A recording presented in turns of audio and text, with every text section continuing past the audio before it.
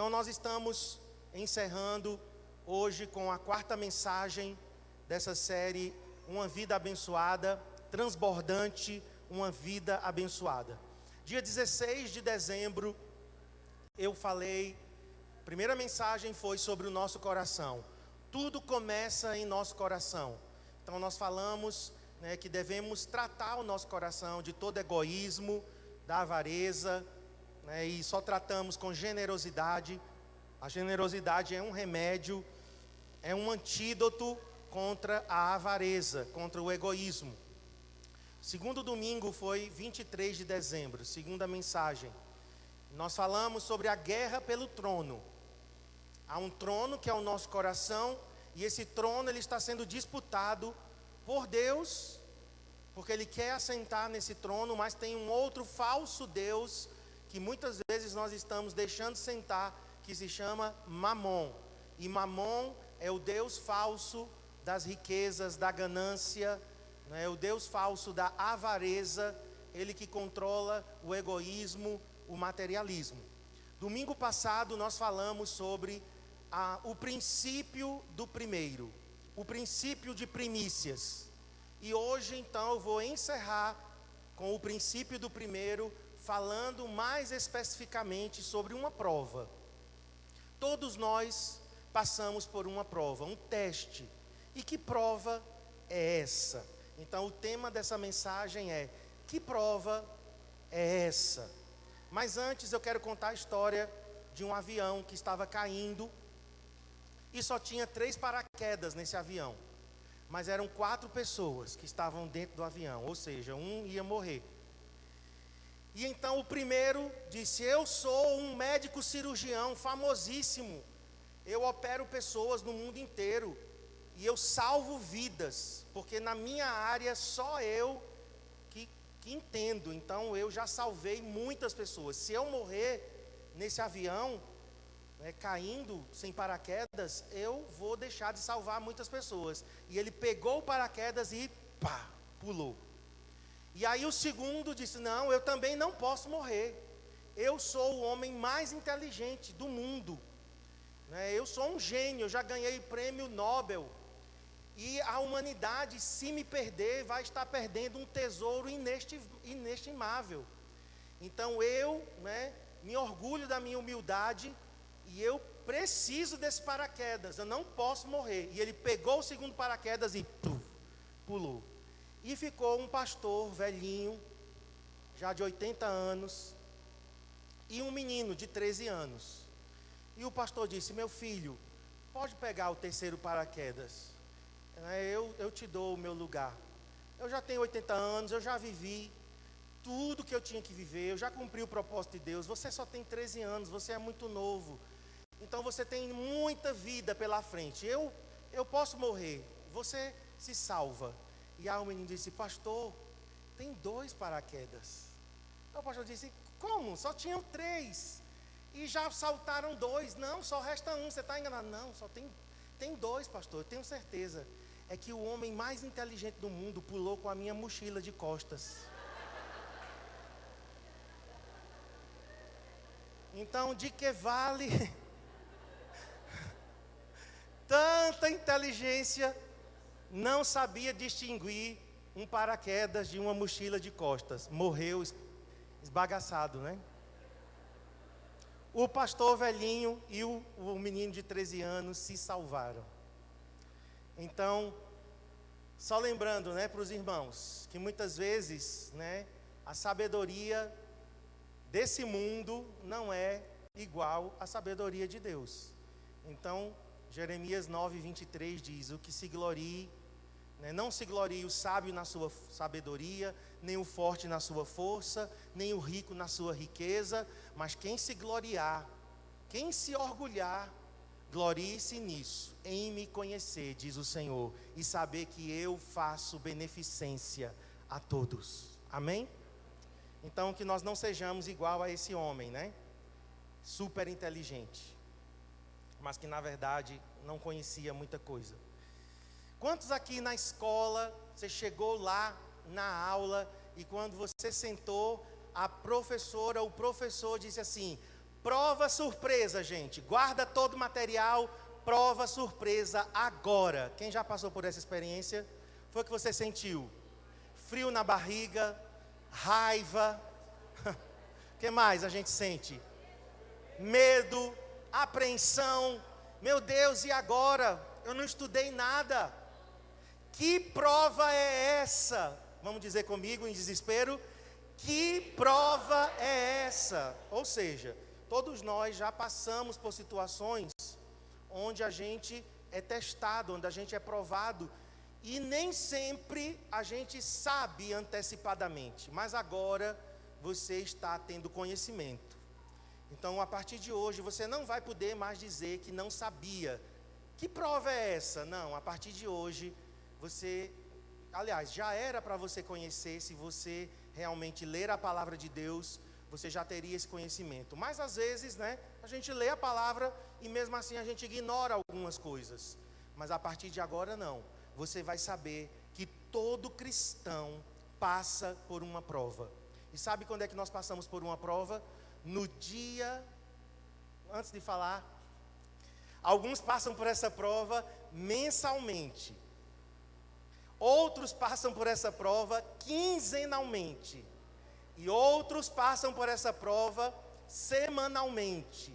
E outros passam por essa prova diariamente. É o quê? O nosso pagamento. O dia que nós recebemos o nosso pagamento, o nosso dinheiro, o nosso salário, nesse momento nós somos testados. Nesse momento nós estamos sendo provados. Para quê? Para saber a quem nós iremos dar o primeiro lugar. O teste é esse. A quem nós daremos o primeiro lugar? A quem nós agradeceremos primeiro? Com quem nós teremos o compromisso de dizer: tens o primeiro lugar na minha vida? Alguns darão esse primeiro lugar, como eu falei domingo passado, ao banco, para pagar os empréstimos consignados, não é? Que inclusive tem gente que faz tanto empréstimo consignado que não recebe mais nada. Na hora que o dinheiro entra, nem entra mais, evapora. Some, porque os consignados rapam o dinheiro. Outros estão sendo testados e estão, não é, dando o primeiro lugar ao cartão de crédito. Então é Visa, Mastercard, Hipercard, Diners, Elo, não é, que recebe muitas vezes o primeiro lugar das nossas vidas. O agradecimento muitas vezes vai primeiro para isso. Mas, queridos, Deus está nos dizendo: quem coloca Ele em primeiro lugar, Ele promete, e aquilo que Ele promete eu creio que Ele cumpre. Ele promete que vai derramar bênção sem medidas. Aquelas pessoas que são gratas, aquelas pessoas que decidiram colocar o Senhor como primícias em suas vidas. Quando nós decidimos dar a Deus o primeiro lugar, nós estamos passando pelo teste e estamos sendo aprovados. Agora, como é que eu coloco Deus em primeiro lugar nesse teste? Como é que eu passo nesse teste? A resposta é: dando a Deus as primícias. Nós lemos aqui domingo passado, em Provérbios capítulo 3, verso 9. Honra ao Senhor com as primícias, com as primeiras coisas, com os primeiros frutos da tua renda. Em outras palavras, o nosso dízimo é primícias para Deus. Quando eu dou ao Senhor os meus dízimos, eu estou honrando Deus em primeiro lugar. Eu estou dando primícias a Ele, ou seja, eu tirei tudo que queria ocupar o primeiro lugar na minha vida, e eu vou dizer: Senhor, Tu ocuparás o primeiro lugar. Agora alguém pode perguntar: mas é obrigado a fazer isso? Não. A resposta é não. Nunca as coisas de Deus, irmãos, são obrigadas. O diabo obriga as pessoas. Satanás escraviza, mas Jesus não. O Senhor, Ele espera de nós uma atitude. 2 Coríntios, coloca aí por favor. 2 aos Coríntios, capítulo 9, verso 7. Paulo escrevendo aos corintianos, aos coríntios, né? Quantos corintianos temos aqui igual a mim? Aê! Então essa carta é para nós, né? Mas para todos também, né? Palmeirenses, são paulinos, sofredores do Galo, né? Também sou náutico, né? Elite de Pernambuco, aleluia. 2 Coríntios 9, 7. Vamos ler comigo?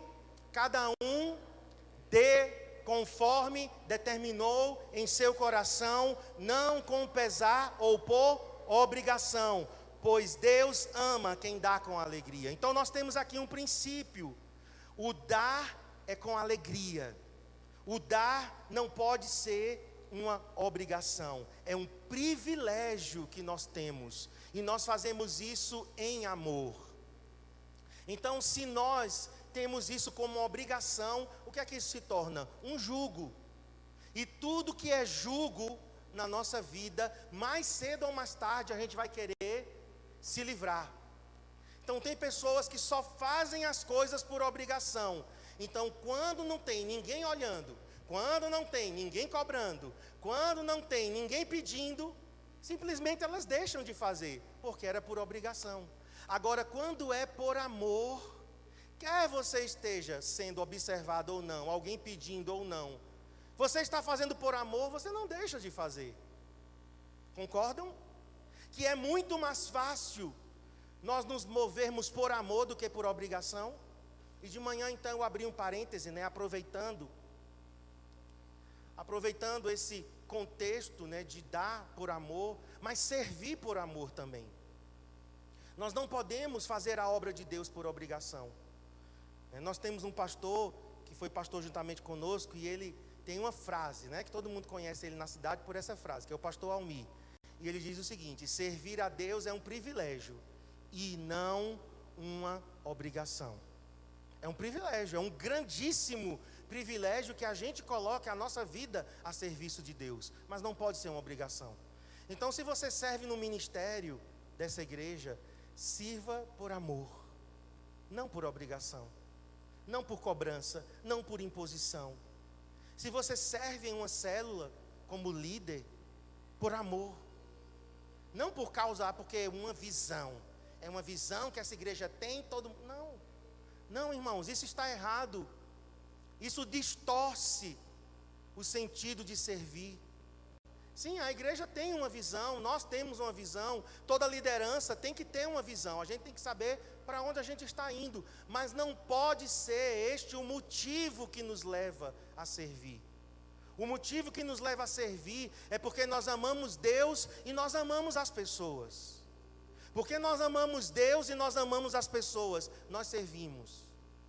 Nós damos a nossa vida, nós damos o tempo que nós temos, nós damos os recursos também financeiros, por amor e não por obrigação.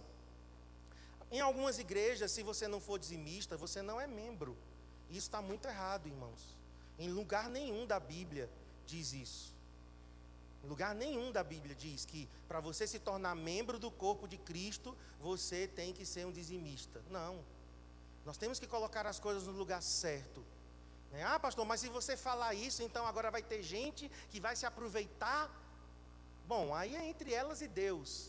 O que eu estou dizendo é que nessa igreja, no Centro Cristão de Adoração, você vai ser um dizimista se você quiser ser, porque você ama a Deus, ama a obra de Deus e quer participar de coração, não por imposição, não por interesses, como a gente já falou aqui, mas porque você decidiu: eu quero ser. Irmão, sabe qual é o meu maior sonho com o Cristiane? Nós queremos ser os maiores ofertantes dessa igreja, nós queremos ser os maiores dizimistas dessa igreja.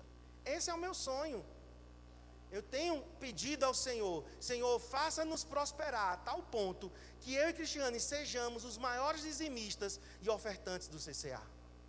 não para nosso orgulho, mas pelo privilégio que eu tenho de contribuir com minhas rendas, que não são minhas, são do Senhor, mas que Ele colocou em minhas mãos, para eu poder administrar e abençoar a obra dEle. Então, no CCA, para você ser um membro, você não é, certo, obrigado a ser dizimista, porque senão a gente transforma a igreja em quê? Em um clube.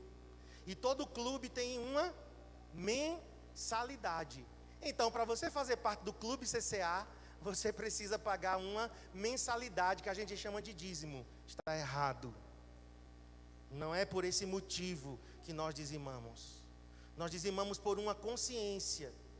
Olhe, queridos, depois dessas 4 palavras, eu creio que depois dessas 4 palavras, todas as dúvidas, tudo que a gente tinha de dúvida, foi sanadas as dúvidas. Então, a partir de agora, você decide o que é que você vai fazer com tudo que foi semeado nesses 4 domingos. Eu creio que é o bastante. Essa palavra de hoje, ela só vai fechar, mas já é o bastante. Para aqueles que entenderam, já é suficiente. E se essas 4 palavras não foram suficientes, só uma revelação. Só, né, o Espírito de Deus vindo e tocando sua vida, com revelação, com entendimento. Então, algumas pessoas até perguntam, mas o dízimo é para quem está debaixo da graça? Coloca aí a pergunta. O dízimo se aplica para quem está debaixo da graça? Pastor, eu estou na nova aliança, eu ouvi no YouTube, fulano de tal, dizendo isso e aquilo, que o dízimo não é mais para quem está debaixo da graça, que o dízimo era coisa da antiga aliança. E realmente você vai ouvir muita coisa contra e muita coisa a favor. E você, meu querido, não pode, né? Deixa eu te dar um conselho. Você não pode ser guiado por palavras de YouTube, porque você não sabe o que é que aquela pessoa, quem ela é, qual é a motivação dela. Você precisa, né, estar bebendo de uma fonte onde a água, né, a gente entende que a água é pura, é cristalina. Eu mesmo só me alimento, né, de alimentos que eu sei que são seguros. Não vou me alimentar de alimento sujo de lama. Eu sabia que aquelas verduras, aqueles legumes eram irrigados com água de esgoto todo dia, esgoto em cima deles, e eles vieram de qualquer jeito lá, e aí eu vou lá e compro e como, sem nem lavar. Ninguém vai fazer isso. A gente lava, a gente até coloca, né, uma solução lá de cloreto de hipoclorito de sódio, né, para purificar, porque aquilo que alimenta a nossa alma tem que ser saudável. Então eu quero te dizer, olha, eu até estava perguntando a Deus há um tempo atrás, Senhor, se algumas coisas que nós estamos ensinando aqui no CCA, não é sua vontade, se algumas coisas que nós estamos ensinando, Deus, né, contradiz a sua palavra, eu estou disposto a parar hoje, Senhor. Fale ao meu coração que eu paro. Eu não tenho problema, Senhor, meu compromisso é contigo. Eu paro agora. Até sobre dízimo mesmo. Senhor, se está errado esse ensino sobre dízimo, eu estou disposto a parar. Mas quem vai sustentar a obra de Deus? Bom, isso é com Deus. Isso já não é mais comigo. Porque a obra de Deus é sustentada por Deus. A porta que o Senhor abre, só Ele pode fechar. Quem sustenta essa obra é o Senhor. Então eu não tenho que ter essa preocupação. Muitos pastores falam sobre dízimos e ofertas porque eles estão preocupados com o sustento. Mas a motivação não tem que ser essa. Sabe qual era a motivação de Paulo? Que as pessoas fossem abençoadas, que as pessoas entendessem os segredos da palavra, e que elas prosperassem espiritualmente e prosperassem materialmente também, em todas as áreas das suas vidas. Esse era o interesse de Paulo. Paulo não estava interessado, né, no que as pessoas tinham para oferecer a ele. Ele tinha muito cuidado com isso. Então eu estava sondando meu coração. Senhor, eu quero que a igreja seja abençoada, eu quero que os meus irmãos entendam esses princípios, mas eu sei que quem sustenta a sua obra é o Senhor. E se o Senhor disser, Marcos, pare de ensinar, não ensine mais sobre isso, eu vou obedecer. Porque Deus a obra de Deus é sustentada por Deus. E não é um problema meu, é um problema dele. Eu apenas sou o cooperador de Deus. Amém? Então, essa história de o dízimo não se aplica à graça, porque era da lei de Moisés, eu quero te dizer, Abraão, 500 anos antes de Moisés, ele deu o dízimo a Melquisedeque. Então eu queria que você anotasse para você ler em casa, a gente não vai ler aqui, mas tem 2 capítulos que você precisa ler, que é Gênesis capítulo 14 e Hebreus capítulo 7. Esses 2 capítulos, eles se complementam, irmãos. Em Gênesis capítulo 14, aparece uma figura misteriosa, ninguém sabe quem era o pai dele, ninguém sabe quem era a mãe, ele não tem genealogia, e o nome dele é Melquisedeque, rei de Salém. E sabe, o patriarca Abraão, e em Hebreus 7 diz que Abraão ali estava representando a nós, e Melquisedeque estava representando a Cristo, e Abraão então se prostra diante de Melquisedeque, dá a Melquisedeque o dízimo, e Melquisedeque pega pão e vinho e dá a Abraão. Pão e vinho fala de quê, irmãos? Da ceia. E ceia fala de quê? Da nova aliança. Ceia da velha aliança? Não. Então Melquisedeque ali era um representante legítimo da nova aliança. Melquisedeque ali era tipo de Cristo.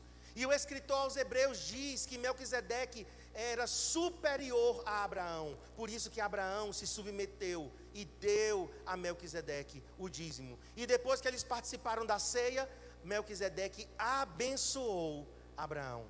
Agora o escritor aos Hebreus diz que nós hoje na nova aliança, sabe o que acontece? Nós somos como Abraão. Jesus agora é o nosso sumo sacerdote, segundo a ordem de Melquisedeque para sempre. E ele está agora onde? Exatamente nesse momento, ele está onde? À direita do Pai. E o escritor aos Hebreus diz que quando nós damos os nossos dízimos, Jesus está recebendo lá no céu. Não sou eu que digo isso. Leia a palavra de Deus, está lá em Hebreus capítulo 7, e você vai encontrar isso. Então, do jeito que Abraão deu a Melquisedeque, hoje nós estamos dando a Jesus o primeiro lugar, as primícias da nossa vida, e Ele está recebendo, porque Ele é para sempre sumo sacerdote, segundo a ordem de Melquisedeque. Amém?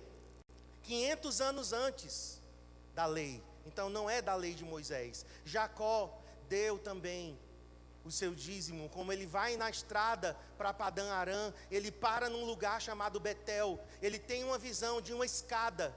Olha, irmãos, uma escada ligando a terra ao céu. E anjos subindo e descendo. Essa mesma escada, vamos ver quem é bom de Bíblia aqui. Essa mesma escada que Jacó teve a visão em Betel, essa mesma escada aparece em outro lugar da Bíblia. Onde é que ela aparece? Quem acertar vai ganhar um abraço no final do culto. Onde é que ela aparece, gente? Dou-lhe uma, dou-lhe duas. Não, Apocalipse não. Não? Mateus não. Vão chutando. Chuta mais 25 vezes que vocês acertam. João, Evangelho de João, capítulo 1, verso 52. Quando Natanael, não o nosso aqui, mas o de lá, quando Natanael se encontra com Jesus, Jesus diz assim: Natanael, por que eu te vi debaixo da figueira? Tu te espantaste? Coisas maiores tu verás. Você vai ver o Filho do Homem, uma escada unindo o céu e a terra, e o Filho do Homem subindo e descendo por ela. A mesma escada de Jacó, irmãos. Então lá em Betel nós temos a nova aliança. E sabe o que foi que Jacó fez lá em Betel? Ele disse: Deus, se o Senhor for comigo nessa jornada, se eu for bem sucedido, se o Senhor me abençoar na ida e na volta, quando eu voltar, certamente, isso está em Gênesis capítulo 29, verso 30, certamente de tudo eu te darei o dízimo. Então o dízimo, queridos, só quem não quer e quer uma desculpa é que diz que o dízimo é da antiga aliança. Porque primícias é um princípio que continua valendo no Novo Testamento. Alguém duvidaria do que Jesus disse que é o maior e grande mandamento? Amarás o Senhor teu Deus sobre todas as coisas, acima de tudo. Ele está falando de quê? De primeiro lugar. É o princípio do primeiro. O mesmo que Abel cumpriu em Gênesis 4. Jesus está dizendo: este é o grande mandamento, amar o Senhor sobre todas as coisas, com toda a nossa alma, com toda a nossa força, com tudo que nós temos. E é claro, queridos, está incluindo as nossas finanças. Não tem como você tirar finanças, porque faz parte da vida. É um todo. A gente quer compartimentalizar a vida, mas Deus, Ele nos recebe por inteiro, espírito, alma e corpo. Agora, a lei dizia: não adulterarás. Concordam que a lei dizia: não adulterarás? A lei de Moisés, os 10 mandamentos: não adulterarás. Eu te pergunto, na nova aliança, o que é que a nova aliança diz de não adulterarás? Não vale mais? Eu agora posso adulterar com qualquer mulher, porque é da lei. É assim, irmãos? Não, é da lei de Moisés. Aquilo dali foi ultrapassado. Então agora a gente pode ter quantas mulheres a gente quiser. Não. Na nova aliança foi ampliado. Na nova aliança Jesus disse: quem olhar, quem tiver um olhar impuro já adulterou. Na lei de Moisés é quem fosse para uma cama, ou para uma rede, sei lá, ou para um colchão de palha, tinha que se deitar, né? Ter uma relação sexual, pronto, adulterou. Jesus, ele amplia. Jesus diz: quem olhar para uma mulher com intenção impura, já adulterou. Na lei dizia: não roubarás. Dizia ou não? Dizia. Agora, não, mas isso é coisa da antiga aliança. Vem cá, cadê meu assistente de teatro? Vem cá. Me dê sua carteira.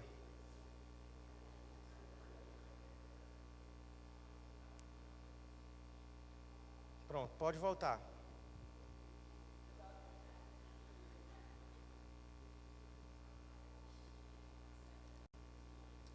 Roubar é da antiga aliança. Pronto, pode pegar. O dinheiro fica comigo. É ridículo isso? Eu posso pegar as carteiras dos outros, porque é da antiga aliança, não roubarás. É do Antigo Testamento, eu estou na graça. Agora eu pego as carteiras de quem eu quiser e roubo o dinheiro. Isso seria ridículo, né? Obrigado, querido. Mas o que é que a gente está fazendo? Escolhendo coisas da antiga aliança que nos convém e excluindo outras que não nos convém. Mas a Bíblia não é um livro para ser lido assim a pinceladas, né? Você pinça o que você quer e o que você não quer você joga fora. Então faz o seguinte: joga fora Salmo 23, joga fora Salmo 91, joga fora Isaías 41, que diz: não temas, eu sou contigo, eu sou o teu Deus. Pega todas essas promessas, já que é tudo do Antigo Testamento, e vamos então desprezá-las. Quem faria isso? Você abriria mão do Salmo 91? Eu nunca. Salmo 91 para mim é o Salmo. As promessas que tem ali, eu não tenho dúvida de que são para mim. As promessas que tem no Antigo Testamento, eu não tenho dúvida de que são para mim. Daqui a pouco nós vamos ver Paulo dizendo sobre isso. Em todas as promessas de Deus, nós temos o sim e nós temos o amém. Já estou até antecipando. 2 Coríntios, né? Já que eu falei, eu vou antecipar. 2 Coríntios, capítulo 1, verso 20. Todas as promessas de Deus, incluindo o Antigo Testamento, nós temos o sim e nós temos o amém para a glória de Deus Pai. A lei dizia: honra teu pai e tua mãe. A lei de Moisés dizia: honra teu pai e tua mãe. Essa lei de honrar pai e mãe foi abolida porque estamos no Novo Testamento? Não. Então o que é que nós resumimos aqui, queridos? Existem princípios que ultrapassam a lei de Moisés. Então tem coisas que na lei de Moisés diziam uma coisa, que na nova aliança elas foram ampliadas. O adultério, por exemplo, o assassinato. A lei de Moisés dizia: não matarás. Sabe o que Jesus disse? Quem odiar o seu irmão no coração já é um assassino. Irmãos, é muito mais sério. Concordam ou não? Que a nova aliança não é concessão para pecar. Se fosse assim, Jesus teria diminuído. Não, podem odiar, odeiem bem muito. Matem no coração, que no final das contas vocês todos serão perdoados. A nova aliança não diz isso. A nova aliança, ela amplifica, ela amplia. Então nós temos 3 coisas da lei de Moisés que a gente pode deduzir. Leis que foram ultrapassadas, cumpridas, abolidas. Exemplo, sacrifício de animais, a gente não sacrifica mais. Deixar de comer carne de porco, jamais. Na lei de Moisés a gente não podia comer carne de porco. Aquele tocinho, aquele torresminho, oh delícia. Aquele tutu de feijão à mineira com torresminho assim por cima. Aquele feijão tropeiro. Gente, feijão tropeiro mineiro é 10. Essa minha cunhada, ela faz um feijão tropeiro. Pede para ela fazer. Dá o material que ela faz. Na lei não podíamos comer carne de porco. Hoje, na nova aliança, podemos. Na lei, homem não podia aparar a barba. Você tinha que ficar com a barba aqui, ó, arrastando. Não podia cortar os cantos do cabelo. Essas leis foram abolidas. Outras leis foram ampliadas, como eu já falei. Não matarás, não adulterarás, foram ampliadas. E outras foram mantidas. Honrar pai e mãe, foi mantido. O princípio do primeiro foi mantido, irmãos. Estão entendendo? 3 realidades que nós temos que ter o entendimento bíblico suficiente para dizer: isso foi abolido, isso foi mantido, isso foi ampliado. Na nova aliança, nós temos essas 3 realidades. Agora, vamos para Mateus 23, verso 23. Então, nós vimos no Antigo Testamento, Abraão, Jacó, o princípio do primeiro. Agora vamos ver o que Jesus diz.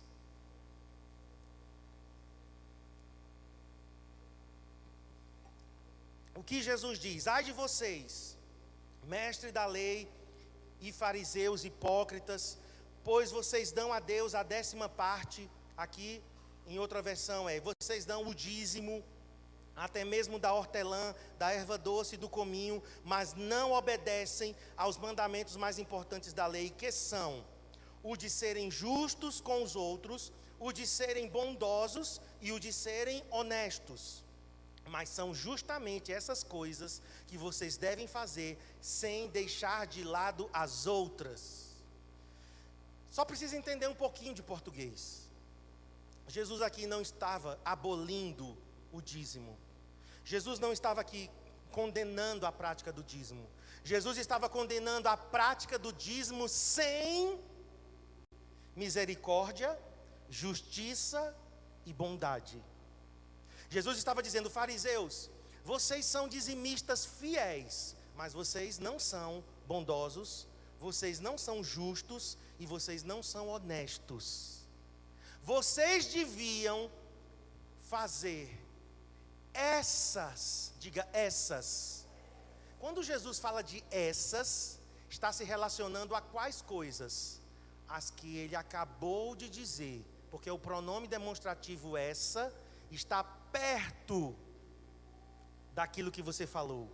Então Jesus está dizendo: vocês deveriam fazer essas coisas que eu acabei de falar, sem deixar de fazer aquelas. Que aquelas? Na versão aqui é outras. Sem deixar de lado as outras. Que outras? Que aquelas? O dízimo.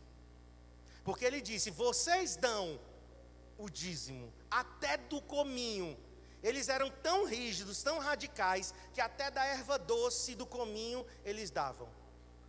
Jesus está dizendo: façam essas coisas, justiça, misericórdia e bondade, sem omitir aquelas. E aquelas, Jesus está se referindo à 10ª parte. Então Jesus não aboliu. Pois Jesus poderia ter dito: fariseus, vocês dão o dízimo da hortelã, do cominho, da erva doce, mas vocês não são justos, não são honestos, não são bondosos. Deixem de dar o dízimo e sejam bondosos, justos e honestos. Não precisam mais. Mas não é isso que Jesus diz. Jesus diz: façam essas coisas sem deixar de fazer aquelas. Então, quero resumir novamente, quero enfatizar, aliás, não resumir, mas enfatizar. Não é uma obrigação. Isso deve ser para nós algo sagrado. Isso deve ser para nós um dever sagrado. Assim como oração. Oração não é obrigação. Oração é um dever sagrado. Jesus disse: vocês devem orar, porque orar é um dever sagrado. Não é uma obrigação, não é um jugo, mas é um compromisso sagrado que nós devemos ter com Deus. Então, o outro testemunho que nós temos, além do Antigo Testamento, nós temos o testemunho de Jesus, nós temos o testemunho do escritor aos Hebreus, nós temos o testemunho no Novo Testamento do princípio do primeiro. Mas além disso, nós temos o testemunho dos pais da igreja. Quem são os pais da igreja? Os pais da igreja foram homens que viveram depois dos apóstolos. O último apóstolo a morrer foi o apóstolo João. Ele morreu de velhice, foi o único que morreu de velhice. Todos os outros morreram martirizados. Depois da morte de João, outros homens sucederam os apóstolos, e nós chamamos eles de pais da igreja. Depois de João, nós temos um homem chamado Policarpo, é discípulo de João. Policarpo de Esmirna, aquela cidade que tinha uma igreja lá no Apocalipse. E Policarpo, ele era discípulo de João, e ele ensinava os ensinos de João. Policarpo foi tão fiel que disseram: nós vamos te queimar vivo, Policarpo. E ele já tinha 80 e tantos anos, ele já era um homem bem velhinho. E disseram: a gente vai te queimar vivo nessa fogueira se você não negar Jesus, Policarpo. E Policarpo disse: como eu negaria, meu Senhor? Ele nunca me fez mal nesses 80 anos de vida. Como é que agora, no final da minha vida, eu vou negá-lo? Podem me queimar. Façam um churrasco desse velho, mas eu não nego Jesus. Policarpo morreu na praça de Esmirna, queimado numa fogueira. Mas Policarpo tinha um discípulo, que era Irineu, que a história da igreja chama de Santo Irineu. Irineu, então, escreve algumas coisas. Policarpo, ele não escreveu muitas coisas, mas Irineu, ele escreveu. E aquilo que Irineu escreveu era escrito autoritativo. Era escrito apostólico, irmãos. E sabe o que Irineu escreveu? Que o princípio do dízimo é para a igreja de Jesus do Novo Testamento. Seguindo Irineu, Basílio de Cesareia, outro pai da igreja, Jerônimo, um grande pai da igreja, Jerônimo, Ambrósio, olha os nomes para você colocar nos seus filhos, Hilário, João Crisóstomo. Crisóstomo significa boca de ouro. Quando ele abria a boca, não é porque tinha ouro na boca dele, não. Chamaram ele de João Crisóstomo, porque quando ele abria a boca, as palavras que saíam da boca de João Crisóstomo eram palavras doces, palavras que mudavam. As pessoas ficavam encantadas, ficavam assim horas ouvindo João Crisóstomo. Então chamaram ele de João Boca de Ouro. E um pai da igreja que se chama Agostinho. Quem já ouviu falar de Agostinho? Não da grande família, Agostinho, pai da igreja, porque tem gente que só conhece Agostinho lá da grande família, Agostinho Carrara, não é esse. Agostinho foi um dos grandes pais da igreja, ano 300 e pouco, depois de Cristo. Agostinho, ele se converteu com a oração da mãe. O nome da mãe de Agostinho era Mônica. Ela era uma mulher crente. Ela tinha criado Agostinho nos caminhos de Deus, mas Agostinho se desviou. E Agostinho mergulhou na bebedice, nas orgias. Agostinho mergulhou na prostituição. Com 17 anos ele já tinha várias mulheres. E ele estava na lama mesmo. E então Mônica continuou orando pelo seu filho. E Agostinho um dia teve uma visão de Jesus. Ele viu Jesus e a vida dele foi mudada. E Agostinho se tornou um grande pastor, um grande pregador, um grande servo de Deus. E Agostinho também ensina sobre a importância do princípio do primeiro, o princípio de primícias, o princípio do dízimo. Então nós temos no Velho Testamento, nós temos no Novo Testamento o testemunho de Jesus, o testemunho do escritor aos Hebreus, nós temos o testemunho dos pais da igreja, e ao longo da igreja, da história da igreja, nós temos o testemunho de outros homens de Deus. Então deixa eu te falar, não há desculpas, irmãos, não há desculpas. Somente a avareza é uma desculpa. Só a avareza. A avareza nos impede, sim, de nós sermos generosos para com Deus e para com a obra de Deus e para com as pessoas. Só a avareza.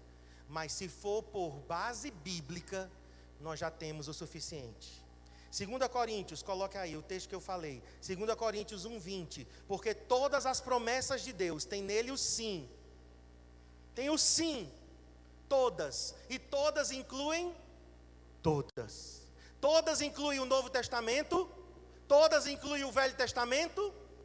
Então, quem quer ter aqui todas as promessas de Deus? Ora, se nós queremos ter todas as promessas de Deus, porque Paulo aqui está dizendo que em Cristo nós já temos o sim e o amém, nós também temos todos os estatutos de Deus. Todas as promessas eu quero, sim, mas eu também tenho todos os estatutos de Deus. Então, Malaquias 3, diz assim, verso 6, porque eu, o Senhor, não mudo. Diga, Deus não muda. Diga, quem muda sou eu. Deus não. Então Deus, antes de falar aqui para Israel, corrigindo Israel, Deus está dizendo, Israel, eu não mudo. Como eu fui com Abel, como eu fui com Abraão, como eu fui com Jacó, como eu fui com Moisés, como eu fui com Israel lá em Jericó, que perdeu a batalha de Ai, porque tocou nas primícias. Eu não mudo, eu sou o mesmo. Vocês mudam, vocês oscilam, vocês vacilam, eu não. E ele continua dizendo, né, e aqui tem até como se fosse um toque de humor de Deus, ainda bem que eu não mudo, porque senão vocês já estariam acabados, porque Deus não muda, nós estamos aqui. A imutabilidade de Deus. Agora verso 7, desde o dia dos seus pais, Deus agora está corrigindo Israel, vocês não só têm promessas, Israel, desde os dias dos seus pais, vocês se afastaram dos meus estatutos. Diga estatutos. Queridos, estatuto é um princípio de Deus. Estatuto é uma coisa que vai de Gênesis a Apocalipse. Claro que tem que estar validado no Novo Testamento. Diz Mateus 1:1 a Apocalipse 22:22, esse tempo aí de escritos tem que validar tudo do Antigo Testamento. Mas não só é o Novo Testamento, Deus está falando de estatutos. Vocês se afastaram dos meus estatutos, vocês não guardaram os meus estatutos. Essa igreja, por exemplo, tem um estatuto. Se você quer saber, por exemplo, da minha função como presidente, por quanto tempo eu sou presidente, o que é que a diretoria faz, né? Qual é o papel dos membros dessa igreja, quem é membro dessa igreja, quais os direitos, quais os deveres que um membro dessa igreja tem, como é a assembleia geral dessa igreja, quem pode votar, quem pode ser votado, né? Está lá nos estatutos. E olha que fui eu, juntamente com os pastores, que criei, mas eu não posso revogar. Eu não tenho autoridade de dizer assim, não, eu vou fazer uma reforma sozinho aqui dos estatutos. Não, eu tenho que convocar a assembleia, e 2/3 da assembleia, ou seja, 66%, tem que aprovar qualquer reforma nos estatutos. Esses dias eu tive que renovar um documento da igreja, e o rapaz, ele quis me deixar meio maluco. Que eu peguei junto com o pastor Ivanildo, que é advogado, junto com o advogado na época aqui da igreja, né, e com os pastores e com o presbitério, e levamos a votação e aprovamos. E aí eu fui renovar o documento e o rapaz disse, você não é mais presidente dessa igreja não. Gente, na hora eu fiquei assim, tão desorientado. Eu digo, mas por quê? Ele disse, não, porque a eleição é de 4 em 4 anos. Está aqui, ó, está aqui. Pois ele me mostrou o papel. Eu li como se aquilo que ele estivesse dizendo era verdade. Aí voltei, fiquei muito agoniado. Aí o pastor Márcio, pastor, peraí. Aqui está dizendo que a diretoria é eleita de 4 em 4 anos, mas que o mandato de pastor-presidente é por tempo indeterminado. Digo, eu mesmo digitei isso aqui, e na hora me abestalhei lá com o que o cara me disse, fiquei, entendendo o que ele estava me mostrando. Ele me mostrou mas eu não vi a linha de baixo. Aí eu voltei lá de novo, de querido, leia a linha aqui embaixo, por favor. Aí ele leu, disse, é por tempo indeterminado, né? Digo, tu quisesse até me confundir, homem de Deus, abençoado. Mas estava no estatuto. O estatuto é algo que está lá para ser cumprido. Então Deus está dizendo que a sua palavra, e estava aqui comigo, mas pega aí a sua Bíblia, levante a sua Bíblia, isso aqui é o estatuto de Deus. Diga, isso é o estatuto de Deus. Então, esse estatuto aqui, ele não pode ser mudado. Por isso ele disse no verso 6, eu, o Senhor, não mudo. Deus não fica, queridos, criando lei a todo tempo, a toda hora, mudando, mexendo, não. O que está aqui é válido para nós. Amém? Pode passar o tempo que for. Agora ele continua dizendo, voltem para mim, diz o Senhor dos Exércitos. Mas vocês me perguntam, como havemos de voltar? Será que alguém, agora verso 8, será que alguém pode roubar Deus? Mas vocês estão me roubando e ainda me perguntam, em que te roubamos? E Deus então diz, nos dízimos e nas ofertas. Com maldição vocês são amaldiçoados, porque estão me roubando, vocês a nação toda. Tragam, não é deem, é tragam. Nós trazemos aquilo que não é nosso, nós trazemos aquilo que é de Deus. Tragam todos os dízimos à casa do tesouro, para que haja mantimento na minha casa. Então deixa eu te esclarecer aqui, nós damos a Deus, é a Deus que nós damos. Você não está dando ao CCA, você não está dando a Marcos Alexandre Pires da Rocha, você está dando a Deus. Aí Deus disse, eu vou dar isso como mantimento da minha casa, é Deus. Porque algumas pessoas querem controlar o que dão. Então isso já está mostrando que estamos reprovados. Eu dou a Deus. E Deus disse, para que haja mantimento na minha casa. Então Deus, ele quis prover para a sua noiva. Ele quis prover para a sua esposa. E eu vou terminar com um teatro. Vou chamar 3 homens aqui. 3 homens fortes, musculosos. Vem cá. Quero até agradecer por eles participarem dos teatros. Mais um.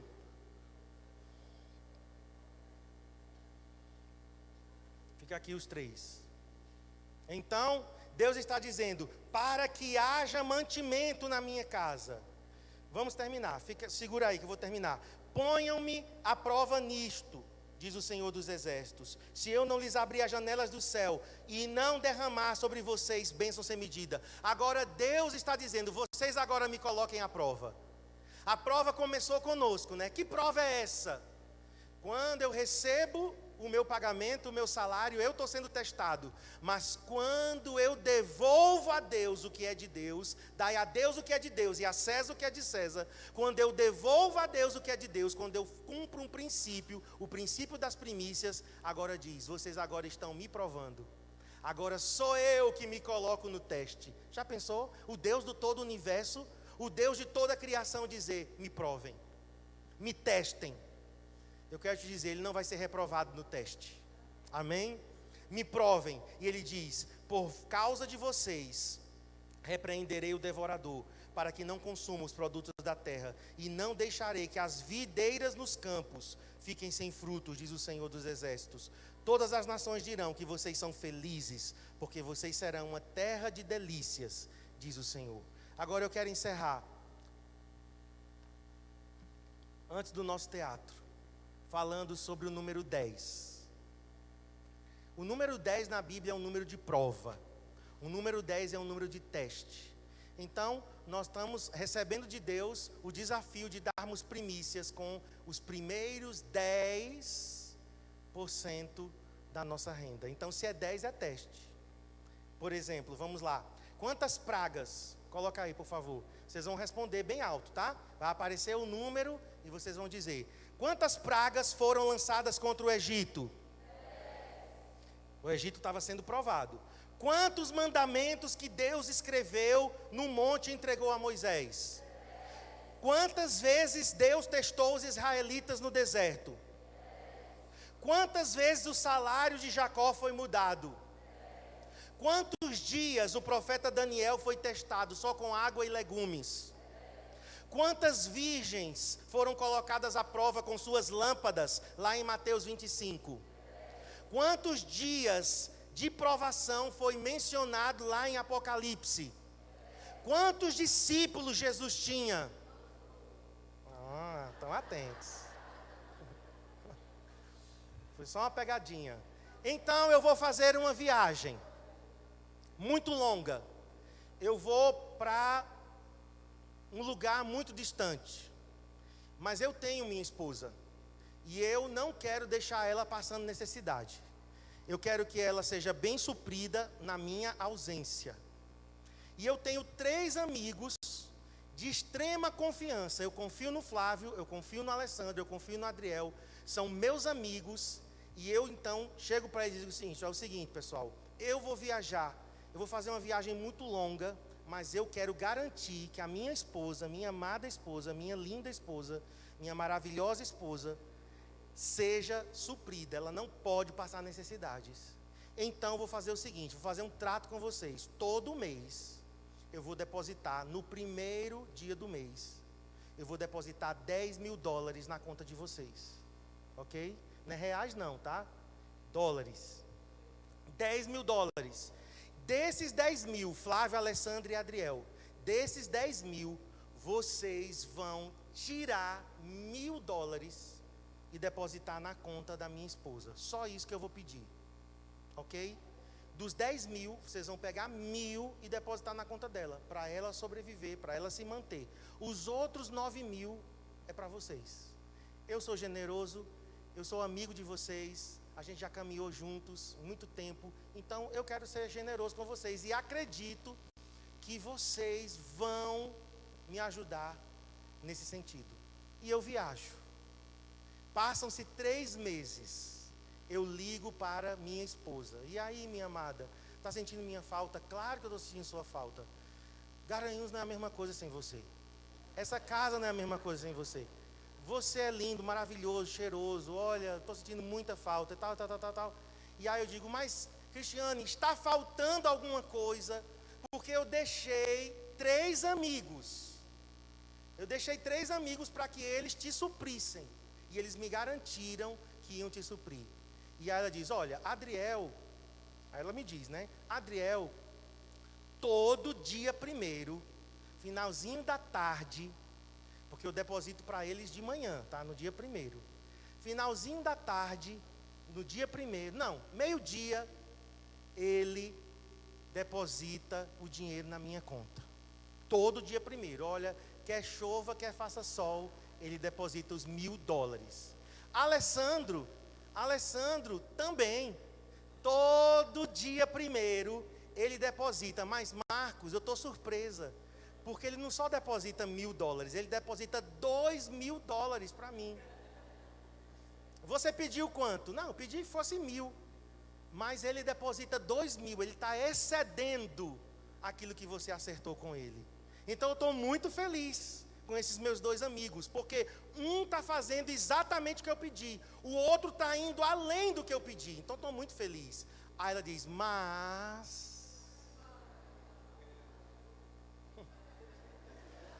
Flávio, olhe, no primeiro mês, quando foi lá para o dia 10, ele depositou $800.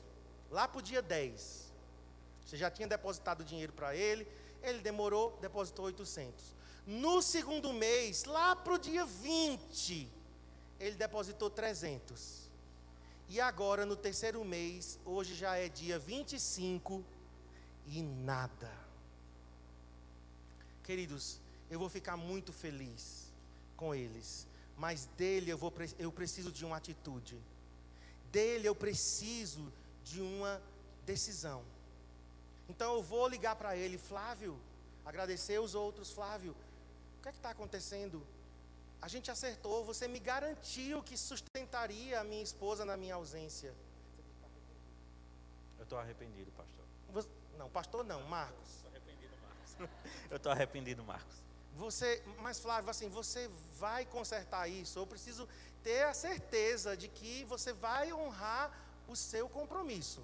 Eu vou consertar. Eu vou vender o carro que eu comprei e vou consertar.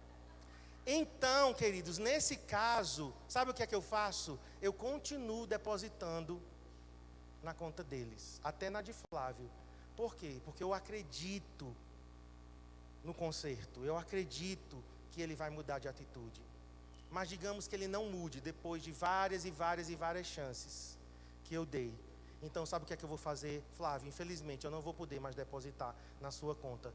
Eu vou depositar agora $20 mil na conta de Alessandro. Por quê? Porque de todos ele excedeu. Então, a quem tem, mais será dado. Mas a quem não tem, até o que tem será tirado. Eu preciso explicar para os irmãos essa analogia. Vocês entenderam? Eu fiz o papel de quem? Jesus. Jesus veio nessa terra, deu a vida pela igreja, ou seja, ele gerou a igreja, ele tem uma noiva, ele tem uma esposa, mas ele precisou se ausentar desta terra por um período de tempo longo. E ele deixou pessoas na terra, que aí também eu sou incluído nelas, pessoas na terra para que mantenham a sua noiva na sua ausência. E nós não temos o direito de fazer, no caso aqui, o que o Flávio fez. Por quê? Porque o dinheiro não era dele. O dinheiro era meu.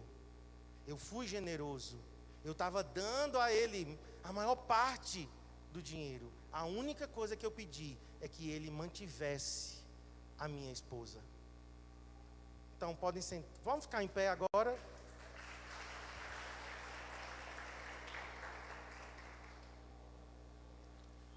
E eu queria que nós orássemos, para que o nosso coração realmente seja tocado pelo Senhor. Põe a mão no seu coração. Senhor, toca-nos nessa noite. Que não sejam meras palavras. Que não seja, Senhor, apenas, Senhor, mais uma pregação, mais uma encenação, mais um teatro que fizemos. Mas eu oro, Senhor, para que hoje nós possamos perguntar a nós mesmos: como eu estou cuidando da noiva de Jesus? Como eu estou cuidando da noiva de Cristo? O que Ele colocou em minhas mãos como responsabilidade? O que eu estou fazendo com isso? Pai, eu peço que essa série de mensagens possa ter trazido verdades profundas da Tua palavra. A minha oração é para que nós possamos mudar de atitudes, mudar com a nossa decisão, em nome de Jesus.